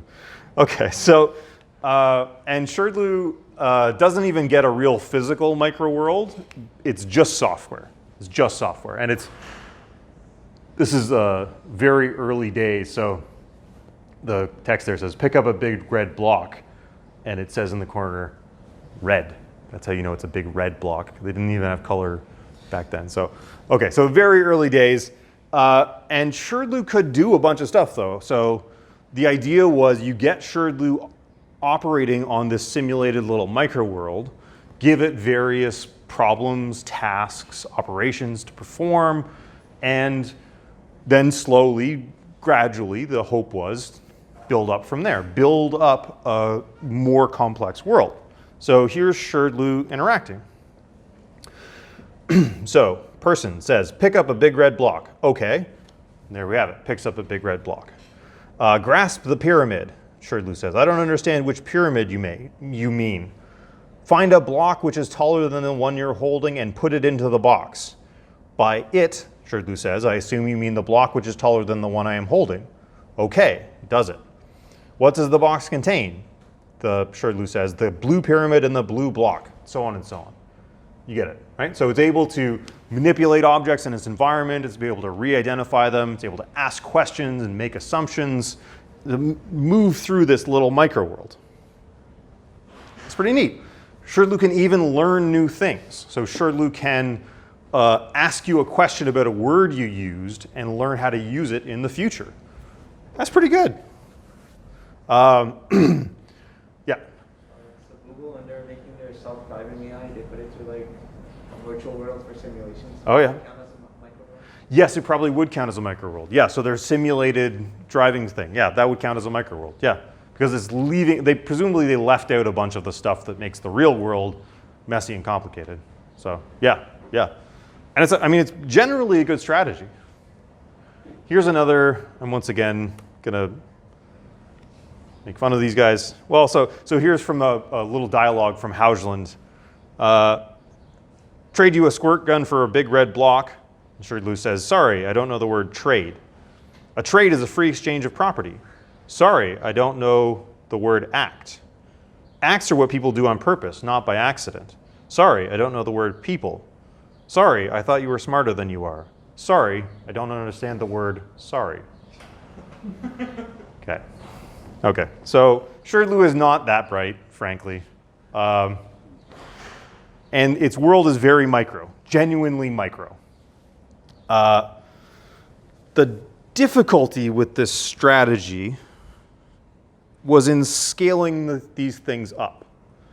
And they didn't scale. Basically, what people found when they tried this strategy is that they didn't scale up properly. That's not to say that the micro-world strategy itself is flawed, but perhaps the GoFi entities which they had placed in these micro-worlds weren't the right sort of entities. So what they had done was abstract away all of the hard parts, basically, of cognition. Think about Shakey. Think about categorization and Shakey. Shakey's got 3 types of objects in his world. 3. Doesn't have to come up with those types himself. They're pre-programmed. Doesn't have to learn new types. Doesn't have to identify ambiguous objects. There's no things that are sort of a square, right? Do you want to know how Sherdlu deals with the memory problem? Just remembers literally everything that's ever happened in its world. Every event, every position of every block, everything that's ever done is accessible to it in memory. So it just has comprehensive memory of every event in its entire universe. Now think about how we have to do memory. Remember, the hard part of memory was the selection process, the ways in which we deal with combinatorial explosion, the finitary predicament, the ways in which we have to select what to remember. That was the hard part of memory. But that whole problem is simply absent by creating a micro world which abstracts away that issue. It simply doesn't face it. So when you start scaling up, although it can deal with the micro problems, it didn't have the machinery to deal with the more complex versions of the problem. So the micro-world strategy, I think it's a fair strategy. It's a very reasonable strategy. The trick is that they cut off the most important bits of the world, the bits that make it hard to navigate, the bits that make cognition hard, were just absent from these worlds. And so when they tried to scale up the complexity of these worlds, the strategies they were using that were successful in the stripped down worlds simply were inadequate for the more complex ones. But just out of curiosity, wouldn't it be kind of easier to start taking a tactic to building like a modern day AI by like initializing an AI mind that's developed in a micro world and then feeding it large data sets that we already have? So let's say like, because we don't have to focus on a bunch of like big, we don't have to focus on random information. We can focus on things that actually matter. Like say like poverty or grocery shopping, you know, health issues. You know, like well, grocery shopping because like okay, but see like exactly like things that are going to be more commonly used. Would it just be easier to like start that way, see how the robots react, and then? I think that's totally reasonable. So yeah, I definitely don't want to. I think we're back, by the way. I definitely don't want to say that the micro-world strategy is a bad strategy, especially since like that's how we get to be intelligent. You start off somewhere like safe where you're protected and then slowly but surely get developed into somebody who can take care of themselves. I mean, I see no reason to think why that wouldn't be a great way of dealing with AI. But the trick is to figure out what the right kind of starting point is. So we are really remarkable animals. We are really unique in the animal world because we are so plastic in the sense of being malleable. I think I talked about this once before, but this is a really nice thought from Alison Gopnik, who does kind of developmental psychology. She's like, look at the difference between a rooster and a crow. A chicken is like, they're ready to be a chicken like in a week or something like that. Basically, all a chicken does is like peck at things. They're really good at pecking at things, and they're hardwired for pecking at things. They're ready to go really fast. Whereas a crow can be dependent on its parents. Crows and ravens can be dependent on their parents for like 2 years. For 2 years, they need to be fed. They need to be taken care of. But once they're done developing, they can solve problems on a par with like a 7-year-old human child. So they develop really, they could do tool use, they can do complex problem solving. And one of the potential explanations is because the chicken is hardwired to be a chicken. Boom, you're a chicken. And it will never solve the level of problems that a crow will solve. The crow wasn't hardwired to solve any specific problem. The chicken is hardwired to solve the pecking at grain problem, and they're really, really good at it. But the crow wasn't hardwired for any specific problem. They were hardwired for learning and growth and development. And we are the ultimate at that. We are useless until we're like adults. Like we continue. I mean, the human brain continues to develop throughout your whole lifetime. And we're incapable of taking care of ourselves longer than any other animal on the planet. So we've got this really long, extended developmental process, and it seems to be specialized for being open to learning things that you couldn't, like, I mean, bless evolution for not making us hardwired for the kind of problems we would have faced a million years ago. I want to learn how to do problems for today. And there's no way evolution can prepare me for that, except by making me the kind of being that can grow and learn.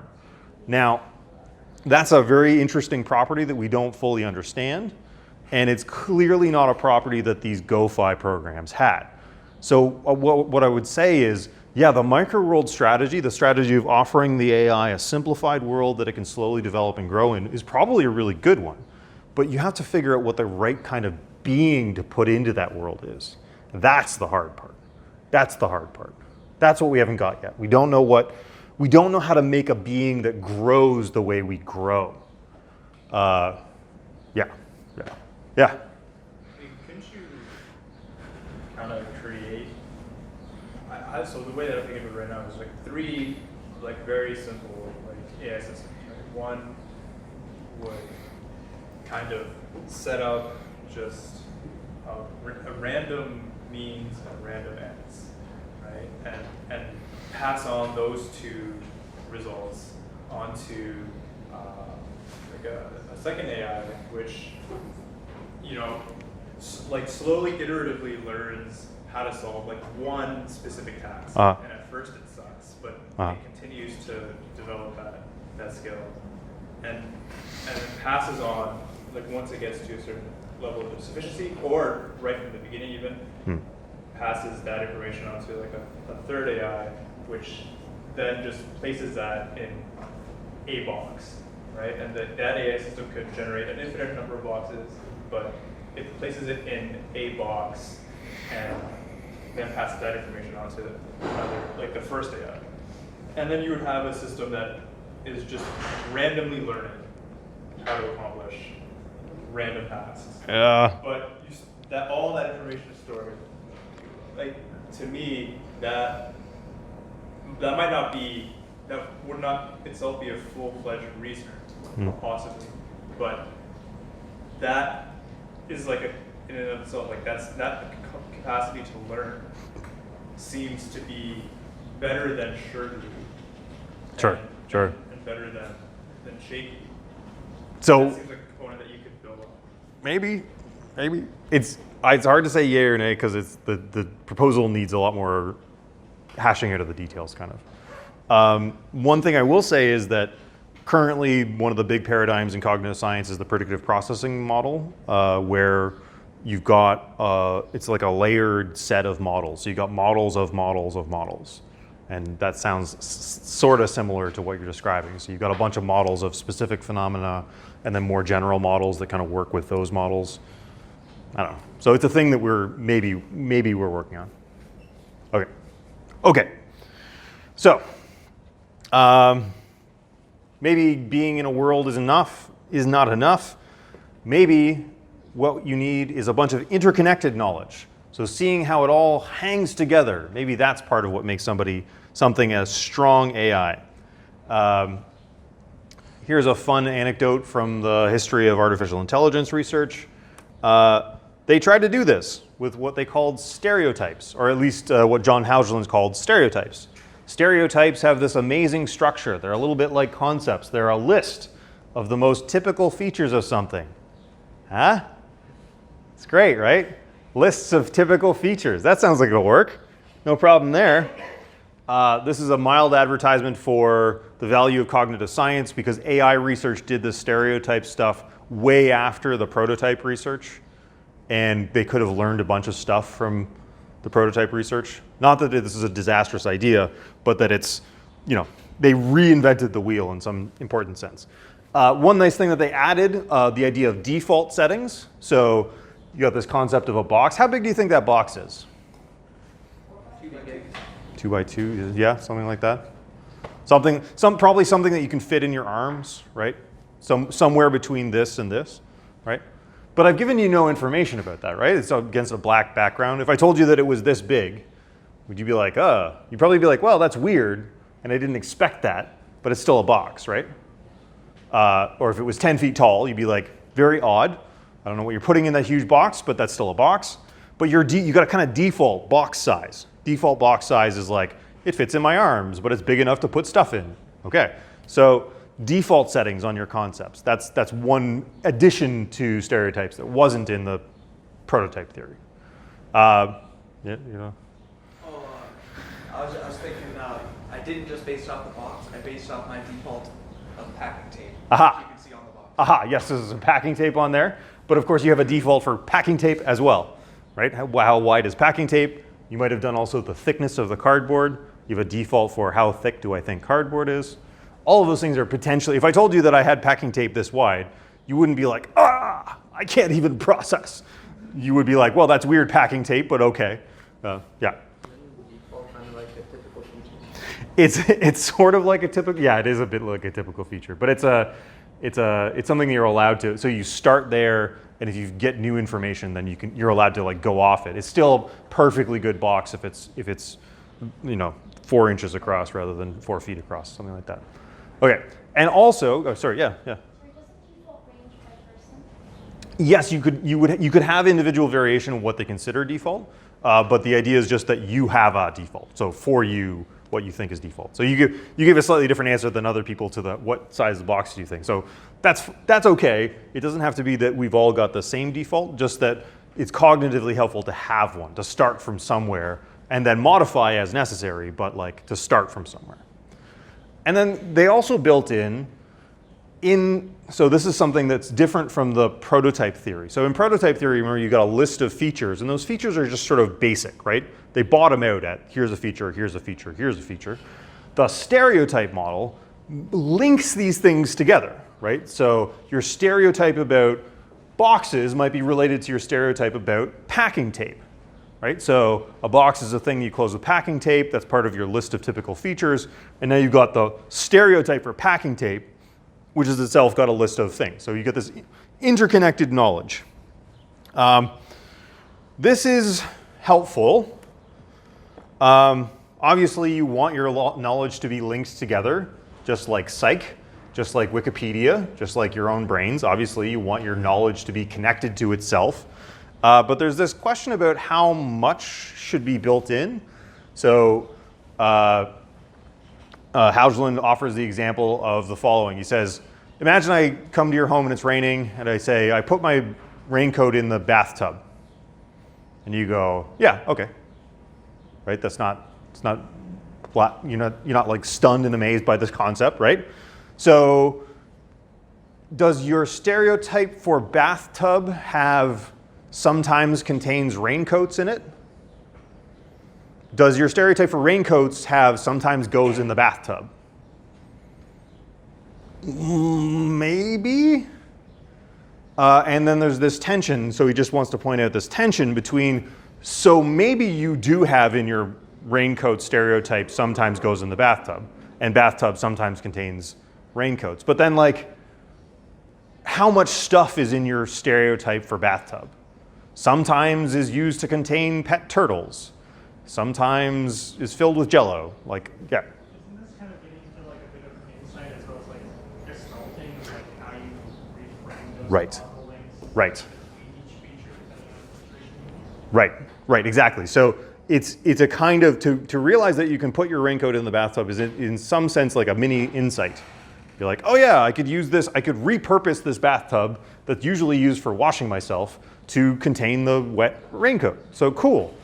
And then, so you either got this stuff pre-programmed into your stereotypes, these linkages are either already hand built in, like in Psyche, or you can do these on the fly. Like I strongly suspect that nobody here thought before we had this discussion, bathtubs, that's where raincoats go. Yeah? Does anybody even own a raincoat? I don't own a raincoat. You own a raincoat. Okay, good, good. All right, so do you put it in the bath? Do you ever put it in the bathtub? I mean, I put it in the sink if I need to wash it quick. Very good. Okay, okay. So for you, the sink prototype might already have sometimes contains my raincoat. Again, Google image search. This is what happens when you search for raincoat bathtub. You get a maudlin woman sitting in a bathtub.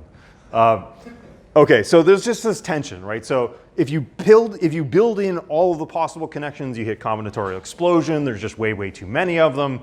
But if you're able to do these kind of like dynamically on the fly, then that should suggest to you that you've got this capacity that outstrips your ability to just use your stereotypes, right? If you can just do this stuff dynamically on the fly, do you really need to program in these linkages? Really? Anyway, okay. So, one last main thing. I got a short story to tell you. So, the thing is that meaning seems to be a global property, right? It seems to be a property that depends on kind of everything in your environment, the whole context. Whereas formal rules only respond to local features, only the specific features of those symbols. And it seems to be especially difficult to pre-specify what's relevant, right? So part of the meaning of the symbol is how is the ways in which it's important to you. And that seems to be a really hard thing to code for. Let me now tell you a short story from Daniel Dennett's Cognitive Wheels, The Frame Problem of AI. I know at least one of you has done the readings for this already because it was mentioned, but for those of you who haven't read this yet, this is about relevance. So, okay, so you're building a robot. Let's call him R1. R1's job is very Darwinian. It's the job that we all face as living beings, which is to acquire energy for itself to keep itself going. We all got to do this, right? Any intelligence is going to be required to somehow acquire energy for itself. R1 eats batteries, giant 9-volt batteries, apparently. So R1 needs batteries, and it knows it needs batteries. It's reasonably intelligent. It's intelligent enough that it knows it wants the battery. Okay. Unfortunately for R1, we've put it in the following situation. The battery is on a wagon with a cartoonish lit bomb on it as well. R1 makes the following inference. If I pull the wagon, the battery will come with me and I will get to eat it. So it goes and it grabs the wagon, it pulls it with it, the bomb explodes, it is obliterated to pieces. And we the engineers say, oh geez, okay. That didn't go well. What did we do wrong? What happened? What was the failure of that process? Well, we taught R1 how to deduce the consequences of its actions. If I pull the wagon, then the battery comes along. What we forgot to program was its ability to deduce the side effects of its actions. Ah. Thank you, random strangers outside. Okay, so good. Okay, so we figured it out. Okay, through failure we grow. Like the phoenix, we will rise from R1's decimated ashes. We're gonna build a better robot, a robot that's able to deduce the side effects of its actions. We'll call it R1D1. Okay, and we're build a bigger brain. We get more funding. We get a bunch of shirk money, and we build a robot that's able to deduce the side effects of its actions. Okay, and we put it back in the room with the wagon and the battery and the bomb. And R1D1 looks at the wagon, looks at the battery, looks at the bomb, and it just stands there until the bomb goes off and destroys it. And we go, okay, what was that all about? So we go to the black box. We built a black box, a bomb-proof black box for this destructive robot testing. And we try to figure out what R1D1 was doing.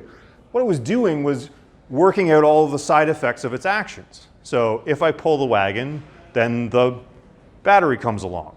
If I pull the wagon, then the bomb comes along. If I pull the wagon, its wheels will rotate more than 90 degrees. If I pull the wagon, its position with respect to Venus will change slightly. If I pull the wagon, the day of the week will not change. If I pull the wagon, the European Union will be unaffected. And on and on and on and on and on. It's just deducing an infinite list of possible side effects of its actions. So we say, okay. Okay, I see what we did wrong. We just had it deduce all of the side effects. That was dumb. Okay, don't just deduce all of the side effects. You have to deduce the relevant ones. So what we need is a robot that's capable of figuring out which are relevant side effects and which are irrelevant side effects. So we'll build it R2D1. Great. Bunch more shirk money, but much bigger brain. It's got a huge brain now. So now we send R2D1 into the same old situation. And it once again just looks at the wagon until the bomb explodes, destroying it. And what it was doing, we drag out its black box and figure out it's got the same list. If I pull the wagon, then the battery will come, and it's marked that as relevant. If I pull the wagon, then the bomb will come, relevant. If I pull the wagon, its wheels will move more than 90 degrees, irrelevant. If I pull the wagon, its position with respect to Venus will change, irrelevant, and on and on and on. So what we need is a robot that not only sorts out what's relevant from what's irrelevant, but which does it without even considering almost all of the possible effects of its actions. We needed to intelligently ignore almost all of the possible deductive consequences of its knowledge. In fact, the smartest thing you did today was not deduce a bunch of things, because that would have been a waste of your time and energy, right? That's the trick here. So, okay, so what we need is, this is an old joke, but what we need is R2D2, which can intelligently ignore most of the consequences of its actions. That's a joke that lasted since 2005. It was old then. It is older still now. Okay. Please don't sue me, Disney.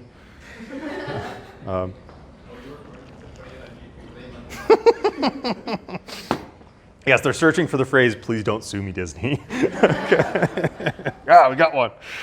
Okay, so what this is supposed to be an example of is how very hard it is within a GoFi framework, within the framework of using deduction, logical deduction, formal rules of inference in order to do the kinds of things that we do, right? And it's especially tricky with relevance. It's especially tricky with figuring out what's important or what's not important. Because what's important and what's not important is a kind of economic question. It's a bioeconomic question. It's not a logical property of the sentences, right?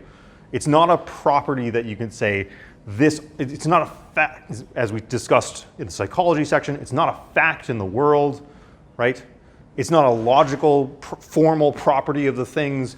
It's something that you can really only tell in a specific context. So it's context sensitive, it's meaning sensitive, and it's sensitive to all the stuff we were talking about with strong AI, which was like, what kind of being am I? What am I made of? So what's relevant to me depends on the stuff that I'm made of, what keeps me alive, what keeps me flourishing, and all that stuff. So relevance seems to be deeply tied to your being, your organism. And that's not a formal property of any sentence. That's a relative property, a property of my relationship with the world. So profoundly difficult to get this into a formal symbol manipulator. And at least I can say with confidence that nobody's done it. After decades of trying, nobody worked this out. So here's Jerry Fodor saying in this really great paper, it's short, it's nice, how the mind works, what we still don't know. He says, I think the frame problem, so this is what's called the frame problem. The problem of putting a frame around your world. That is the intelligently ignoring stuff. What a frame kind of excludes. You say, I'm only going to look at this stuff. We call this the frame problem. Because we have to use intrinsically local operations, that is computations as COG250 currently understands that notion, to calculate an intrinsically non-local relation, that is relevance. It's non-local in the sense of being global, right? What's relevant to you depends on every fact about you, not any specific subset of those facts. If that's right, the frame problem is a symptom of something deeply inadequate about our current theory of mind. And by current, I think he still means GoFi or something like that. Okay, so that's meant to be the kind of, well, here's the thing that we could never work out in GoFi. How do you deal with stuff like meaning and relevance? How do you deal with how to solve these bioeconomic questions about where we should pay attention, how we should care about the world, how we should allocate care about the world? The precious finite resources that we have, like time, energy, and attention, that doesn't seem to be a thing that featured in the GoFi worldview. So it was missing things like timing, dynamics, right? So the problem that robot faced was the timing problem, right? The bomb went off too fast. If it had an infinite amount of time, as in GoFi, we kind of assumed that they have, right? We never considered how fast these have to happen, right? So maybe including that stuff, including the dynamics, including the kind of the finesse of it all is what's going to help us sort this stuff out. So that's it for GoFi. Next time, we're going to start talking about the kind of next generation of AI, neural networks, where some